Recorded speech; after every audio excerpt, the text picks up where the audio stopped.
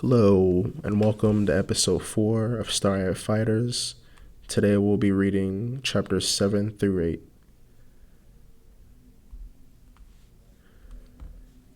Chapter 7. Storming through the dark, labyrinthine alleys of Rayhai City, Rex moved like a bat out of hell, his grip firm on Belle's wrist as he led her through a zigzagging path to confuse their pursuer. The narrow alleyways, draped in shadows, echoed with the pounding of their footsteps while Belle struggled to keep pace, still full from their recent meal. What are we running from, lad? Belle panted between breaths, her body protesting from the sudden exertion. Rex didn't respond, his silence adding to her growing frustration. Oi, I'm talking to you. She huffed, her voice strained. Let go of my wrist, you're hurting me. And we're going way too bloody fast. She stumbled over her words, struggling to keep up with Rex's blistering speed, but he didn't slow, nor did he answer. Finally, they reached the long, icy bridge suspended high above the city. The cold, slick surface glittered under a pale moonlight, and beyond it stood the dark silhouette of a jagged ice tower that loomed over the city like a menacing sentinel. Its icy peak seemed to tear into the darkened sky as if trying to escape the twisted dimension that had swallowed Rayhai City. Rex skidded to a sudden stop in the middle of the bridge, glancing around with intense focus. Belle, still breathless, took in their surroundings. Her eyes widened as she peered over the side of the bridge. 151 feet down, a deadly drop awaited them. A cold wind whipped at her hair and clothes, making her shiver both from the chill and the realization of their precocious situation. Oi, Rex. She snapped, waving her free hand in front of his face. Would it kill you to take 2 seconds to respond? What the hell are you? Before she could finish, Rex, still gripping her wrists, suddenly leaped off the bridge, dragging her with him. Are you blooding mad? Belle screamed, her heart plummeting as they free fell into the icy abyss below. Panicking, she began to summon a spell with her free hand, preparing to stop the deadly descent. Rex, however, calmly placed a finger to his lips, shushing her in midair. With a sharp nod, he bumped his wristwatch against his forehead. A small burst of blue electricity sparked from the device, and within moments, it transformed into a sleek electric paraglider. It was smaller than most of the gliders, half the size and half as noisy, but it caught the wind effortlessly. They floated down silently, sliding toward the soft snow beneath the bridge. Once they landed, Belle ripped her hand away from Rex's grip, her body trembling with both adrenaline and anger. You're on thin ice, Rex. She hissed in whisper, her voice barely containing her frustration. What are we running from? And how in the name of hell did we pull that off? Rex remained silent for a moment, his expression still focused and unreadable. As Belle glared at him, the paraglider he conjured from his watch vanished, disappearing into thin air as if it had never existed. Without a word, Rex motioned for Belle to follow him. Despite her irritation, she complied. Her curiosity piqued, though the tension between them was palpable. As they approached the towering ice mountain in the distance, the atmosphere shifted. The air grew colder, more oppressive, and an ancient, forbidden aura seemed to emanate from the structure. Belle felt a shiver of dread crawl down her spine, her instincts warning her of the dangers that lay ahead. The mountain itself, with its jagged white spikes of ice, felt otherworldly, alien, and ancient in a way that made her skin crawl. The closer they got, the more unsettling the path became. Sharp, icy formations lined the trail like teeth, making it feel as though they were walking into the jaws of a great beast.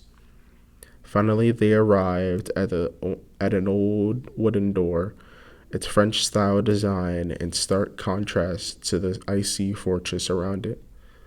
Unlike the rest of the foreboding mountain, the door exuded a warmth, a strange sense of familiarity that almost comforted Belle. Rex pulled in an old silver key from his pocket, its surface tarnished and worn from years of use. "I'm sorry about all the craziness earlier," he said softly, his voice laced with a rep. "I'll explain everything inside."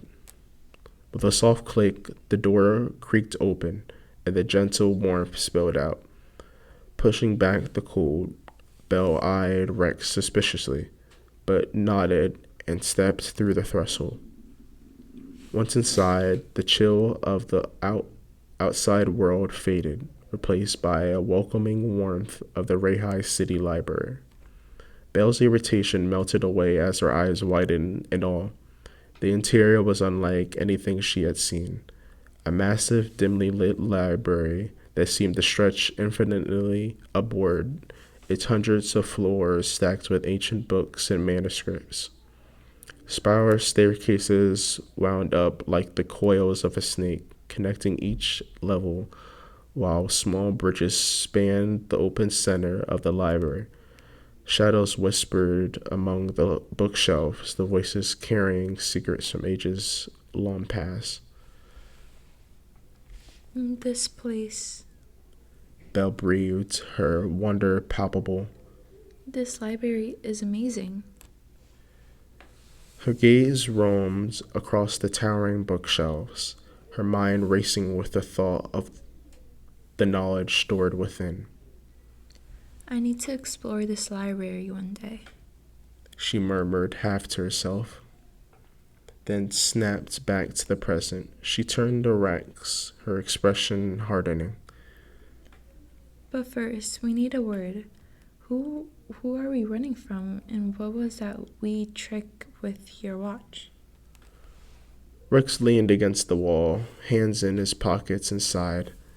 "The watch thing? That's my SCF ability. It's called contact fusion. When my skin makes contact with an electrical object, I can either absorb its energy or transform it into something. It doesn't require any mana use, which is perfect for me since I'm not very skilled at magic. I rely on my ability instead, but it doesn't always last long, especially depending on the size or the complexity of the item."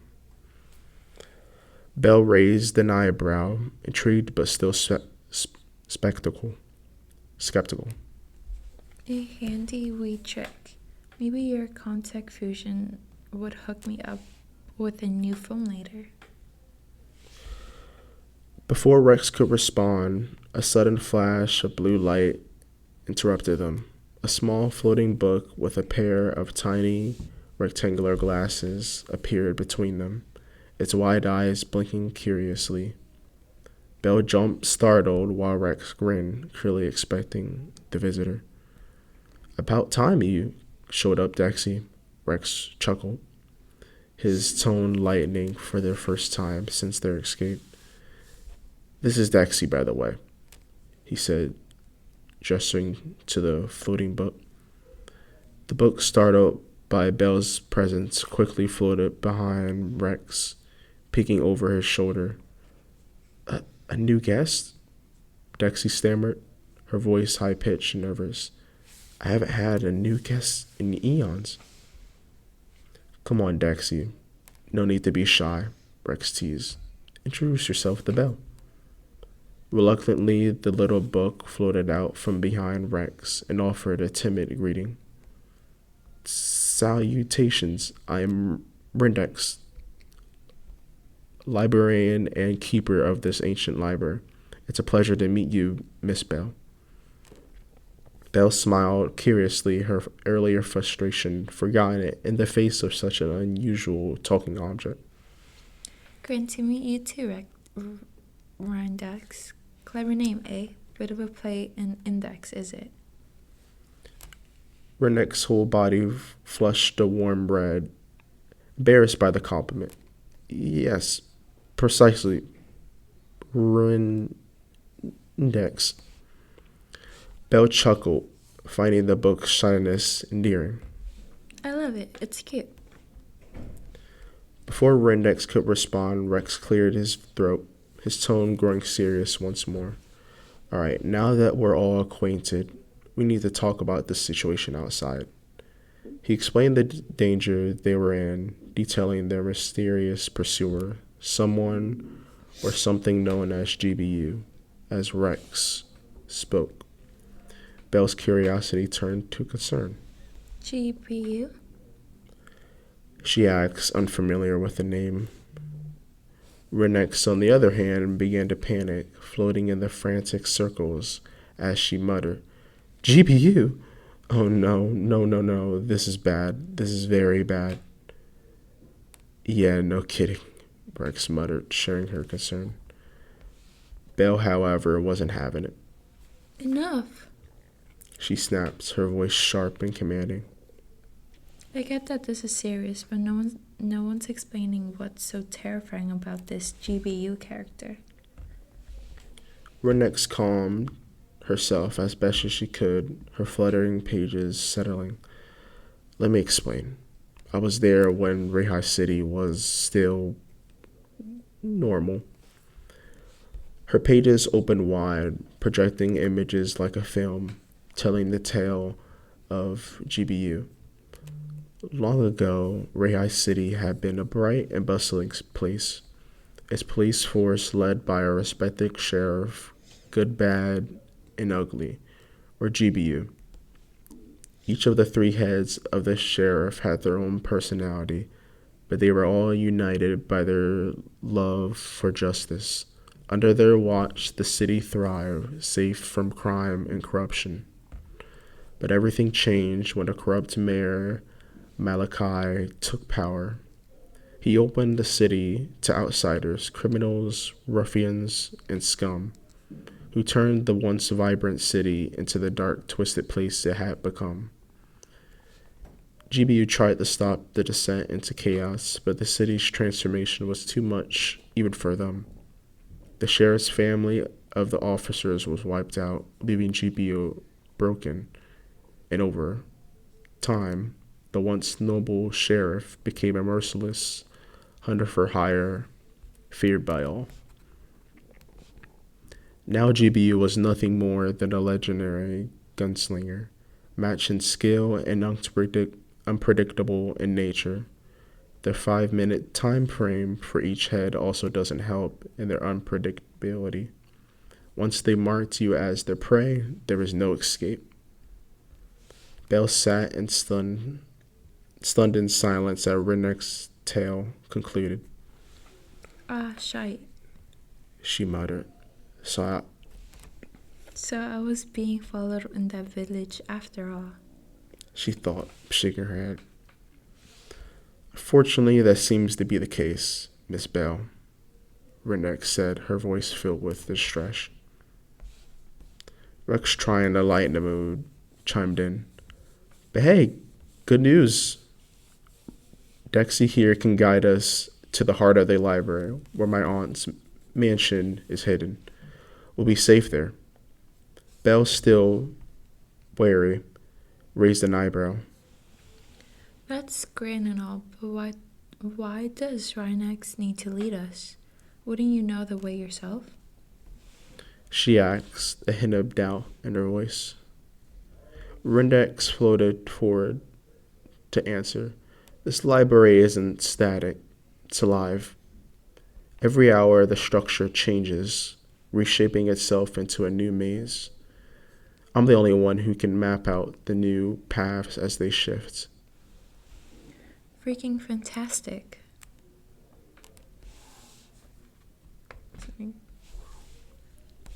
Freaking fascinating.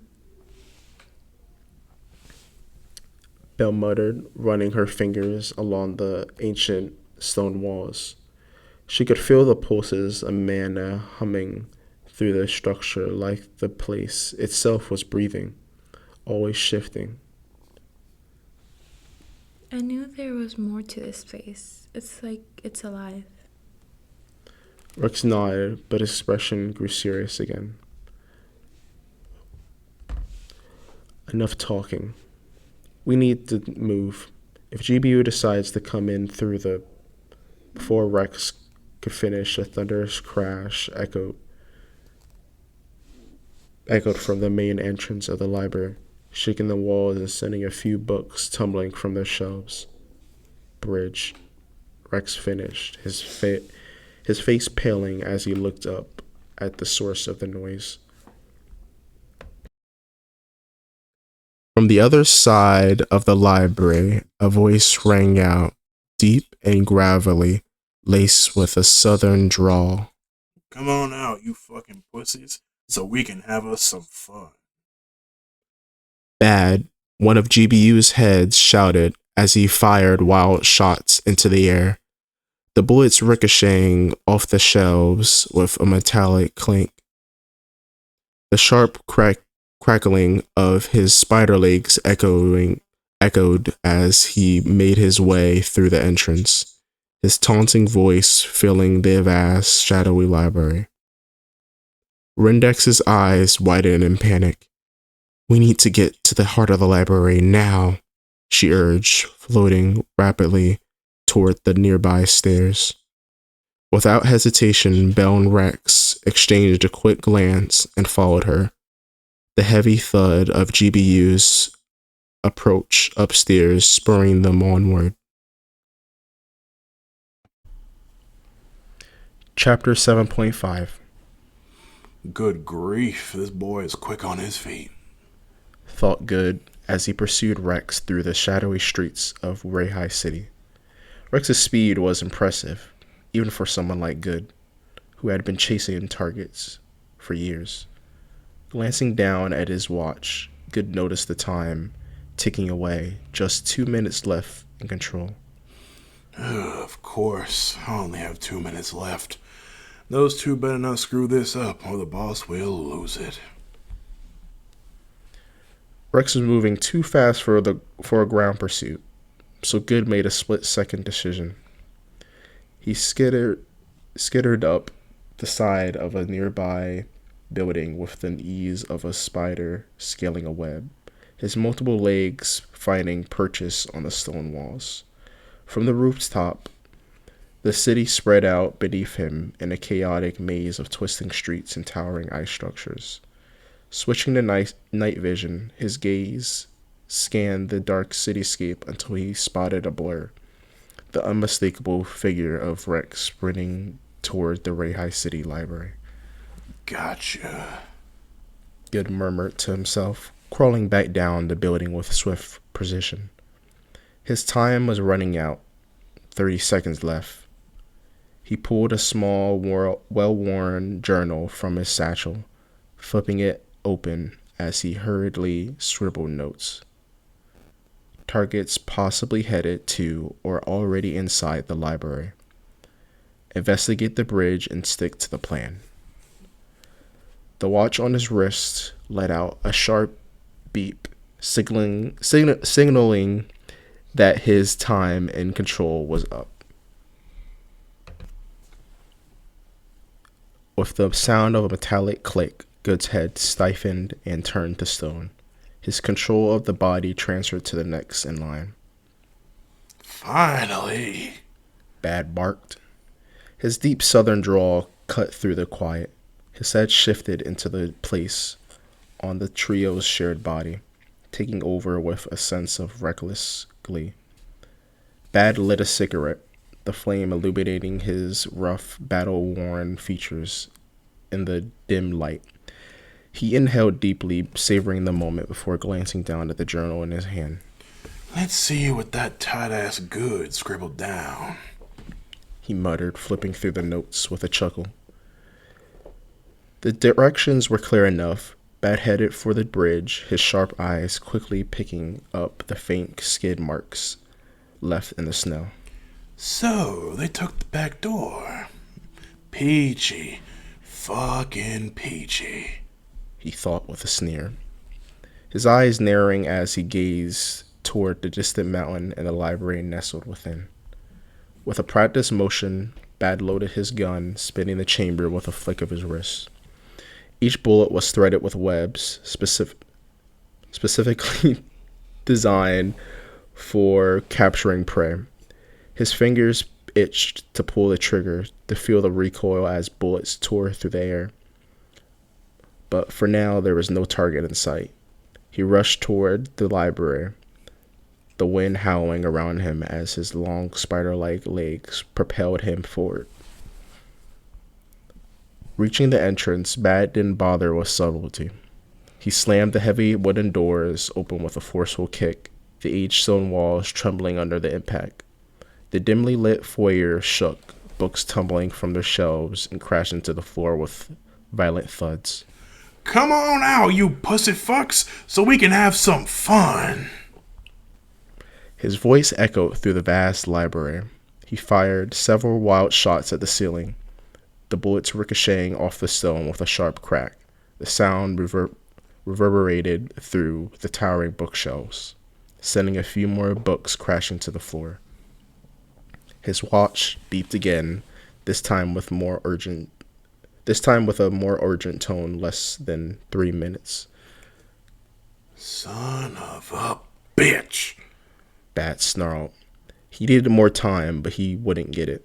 He pushed further into the library, his cigarette dangling from his lips as he sprinted past the towering shelves. The widening maze of the library walls stretched out before him, twisting and contorting with each passing hour. I always hated this fucking place. He puffed out a cloud of smoke as he glanced at the towering shelves. Too much time wasted running in circles. He could feel the minutes slipping away. His frustration mounting as the shifting maze threatened to rob him of the chase he so desperately craved. But time was running out, and Bad knew he wouldn't get to fire off any more shots before his turn ended.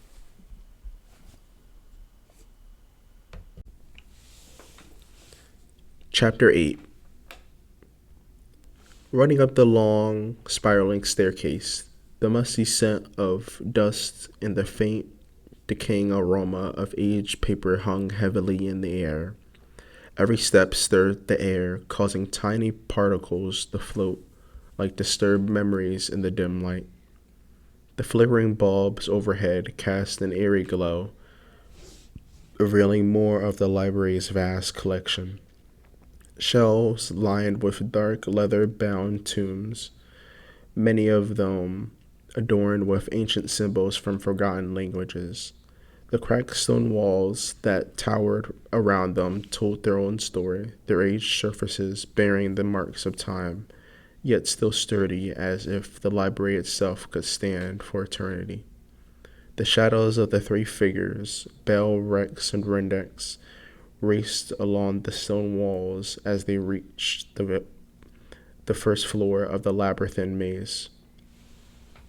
Rex, why are we slowing down? Keep going. Belle demanded, her brow furrowed in confusion at the sudden stop. Yeah, Rendex, this isn't the time for a break, Rex echoed, his voice matching Belle's urgency. Rendex hesitated, her voice laced with regret. I concur, but we have a slight problem. Belle and Rex exchanged worried glances before turning back to Rendex, both speaking in unison. Slight problem? Rendex lowered her gaze, embarrassed. Well, there's good news, bad news. The good news is I found a shortcut through the library history section that will take us from floors 1 to 7. leading us straight to the heart of the library on the 50th floor. The bad news is, her voice trailed off, and she shrank back, struggling to find the words. Sensing her discomfort, Rex softened his tone. Take a deep breath, Dexy. Whatever it is, we'll handle it together. Renex nodded, taking a moment to compose herself. Okay, so I haven't been down to the lower floors much lately. The books are too fragile to clean without damaging them. So I left them alone for a while. In that time, some dust fairies moved in. Belle raised an eyebrow. Dust fairies? That's what you're worried about? I deal with them all the time in the old book section of my university library. They're low-level man-eye creatures, basically the mosquitoes of the book world. A couple of water spells and you're done with them in no time. Unless you didn't leave them alone for too long, did you? Renex averted her eyes, her discomfort palpable. Well, about that. Rex facepalmed, letting out an exasperated groan. Cheese and crackers, Dexy. Belle's eyes widened as the realization hit her. Oh my god, how long did you leave them alone, Rexy? Rhinex? She demanded, her voice rising in shock. I'm not exactly sure, but I think it's been just under 2 months. Renex confessed, her voice trembling with guilt. You lost track? How could you lose track? Belle shot back, her love for books fueling her outrage. Aren't Chads supposed to be floating index of this place? You're a librarian. Any librarian worth their salt knows that longer dusty dust fairies stay around old books, the smarter and more dangerous they become. They evolve, Rhinax. You should have an infestation on your hands. Rex quickly stepped between them, gently pushing Belle back. Whoa, calm down, Miss Belle. I get it, you love books, but we've got bigger problems right now. Belle took a deep breath, shaking her head. You're right. I got a little carried away. Let's just hope those books aren't ruined. Rex turned back to Rendex, his voice more composed. All right, Rendex, give us a rundown. What are we dealing with here? Rendex swallowed hard and answered, Over 100,000 dust fairies. Fucking hell. Belle muttered, her eye twitching in irritation. That's a year worth of those little pests multiplying in swarms of hundreds. That's bad, Dexy. Really bad. Why didn't you tell my family about this? We could have had it handled lickety-split, said Rex in a disappointed tone. I'm sorry, Rex, Renex said, her voice cracking.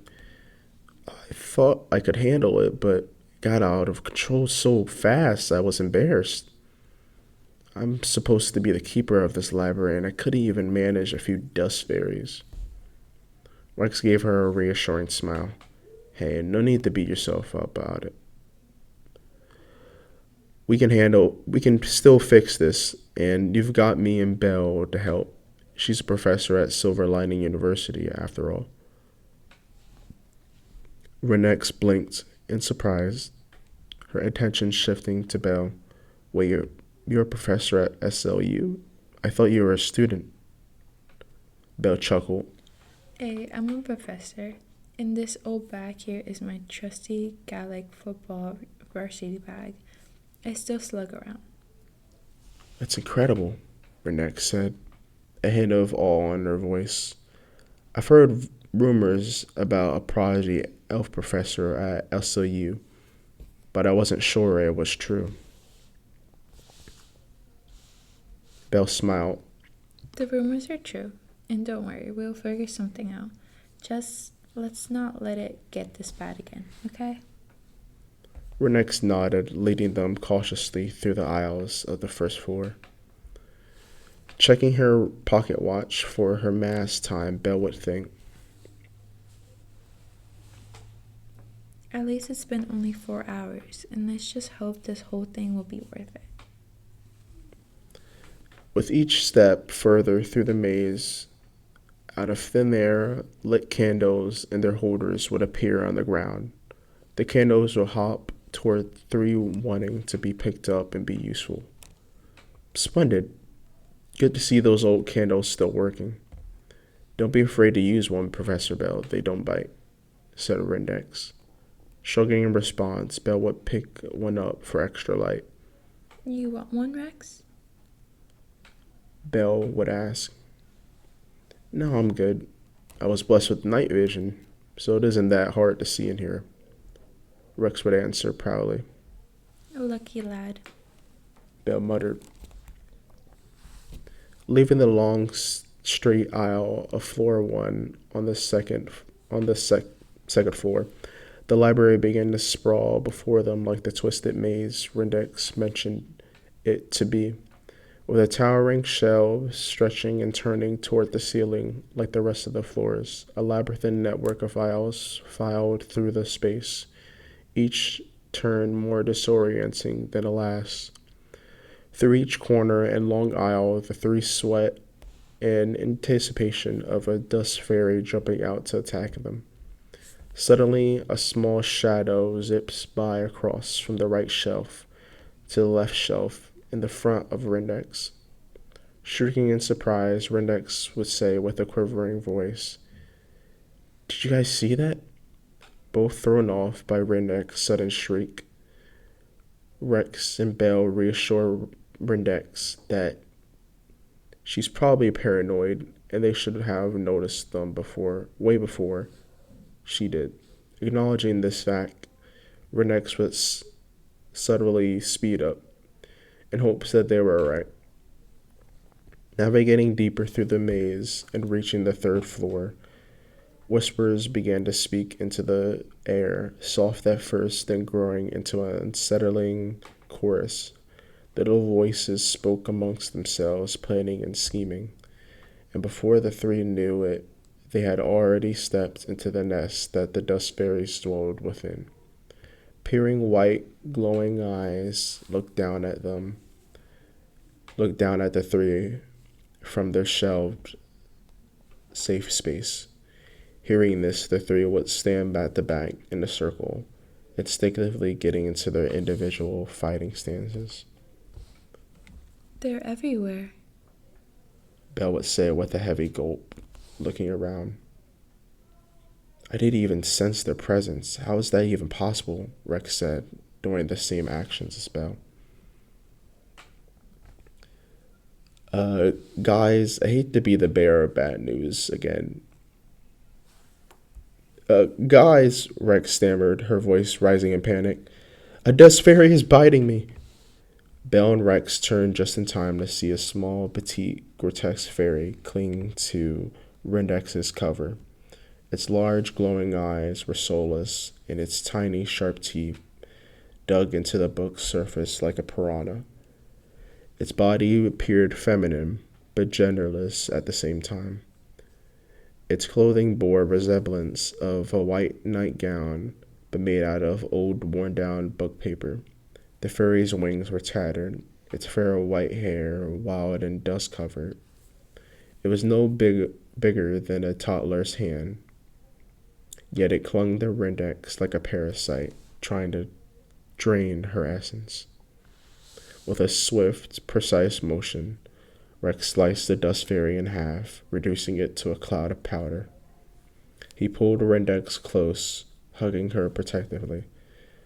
That was a newborn. An adult could have killed you, Daxie. Spanik? Or Splunk? Belle commanded in Irish, casting an elven water spell to wipe out a swarm of newborn dust fairies. I'll take care of these. They're just trying to wear us down. Rex dodged incoming fairies as Belle continued to eliminate the swarm. "They're targeting Rindex, not us," Rex noted, his voice calm despite the chaos. "They know she's the key to navigating the library, getting to more books." Belle frowned. You're right, and this feels like a test to gauge your strength. Rex, take Rhinex and run. I'll cover you. Without hesitation, Rex grabbed Rindex and darted ahead, following her directions as Belle held off the fairies. They raced up the 6th floor, but before they could reach the shortcut, a massive hand slammed down, nearly crushing them. "What in the world?" Rindex gasped, her eyes wide with terror. The three of them stared in shock as a monstrous kaiju-like dust fairy emerged from the narrow aisle. It was a fusion of thousands of individual fairies, its grotesque form towering over them, blocking the aisle to the 7th floor. Its enormous wings beat the air, creating a powerful gust that knocked Belle and Rex off their feet. This is way more than I expected. Belle muttered, struggling to regain her balance. "No kidding," Rex added, equally thrown off by the creature's size. Rindex's voice trembled. "The blocking the shortcut? We have only 5 minutes before the library changes again. If we don't make it to the 7th floor, we'll lose the shortcut." Belle's mind raced. Okay, I got a plan, but Rex, you're the key. Got it? Rex nodded. "Focus. What's the plan?" First, you'll use Rhinex as bait. Run as fast as you can and keep that thing distracted. While you're doing that, I'll cast an ancient water spell to blast it out of our way. But once I cast it, the whole aisle will flood, so you'll need to grab me and get us to the shortcut before the wave hits. Understand? Rex grinned. "Got it. 30 minutes, right?" 30 seconds at minimum. Belle confirmed. They exchanged determined nods. "Ready?" Ready? "Ready," Rex replied. Guys, I don't like this plan," Renee shouted, her eyes squeezed shut in fear. Stepping back a bit to gain some distance, Bella clenched her hands together with a clap, beginning to speak in an ancient language from the angels.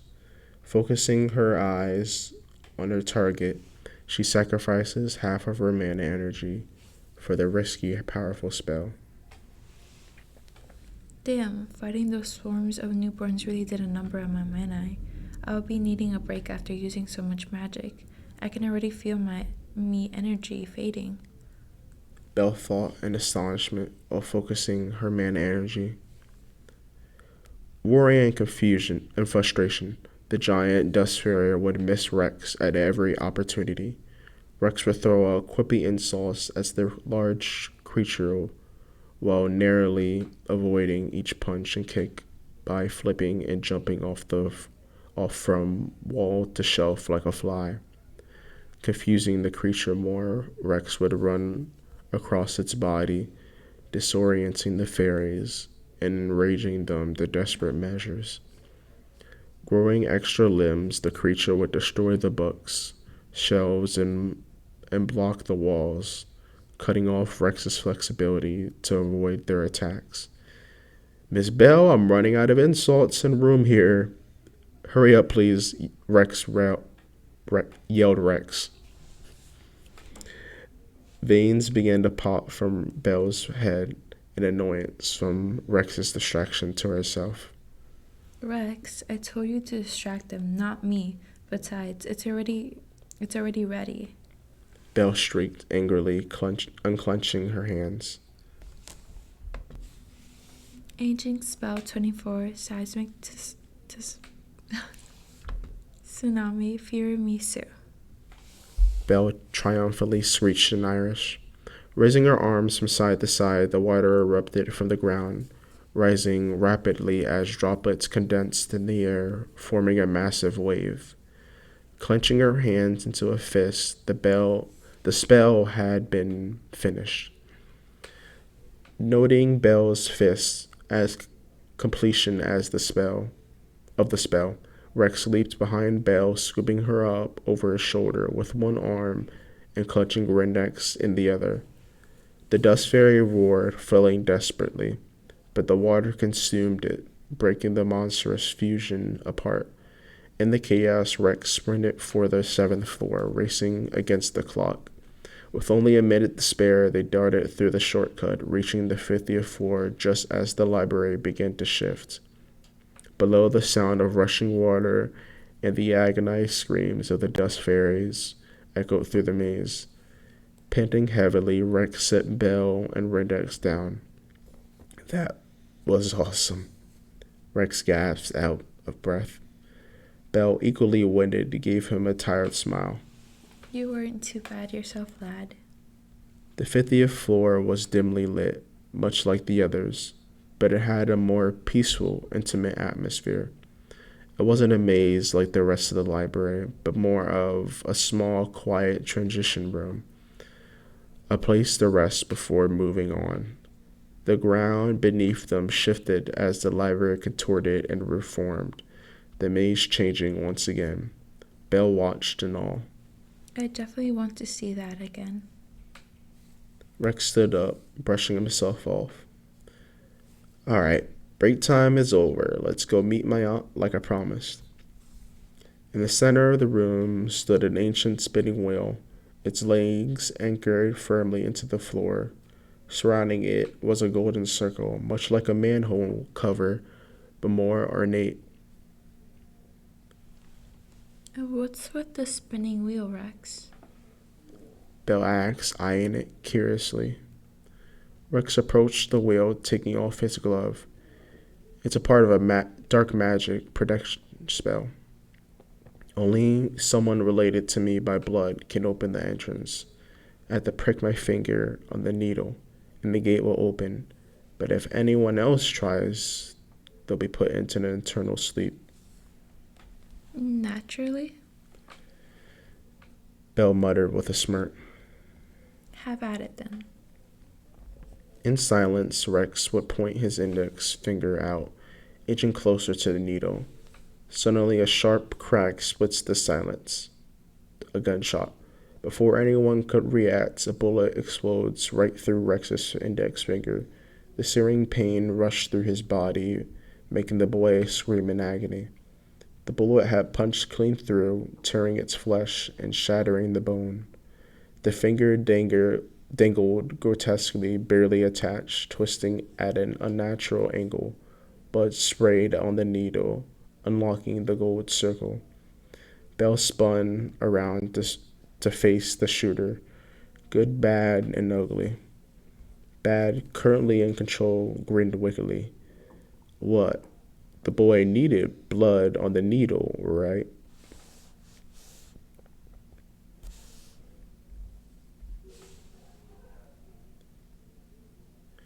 Thank you for listening to this week's episode. Check out Starry Eyed Fighters on Wattpad and Inkitt. Have a blessed day and bye now.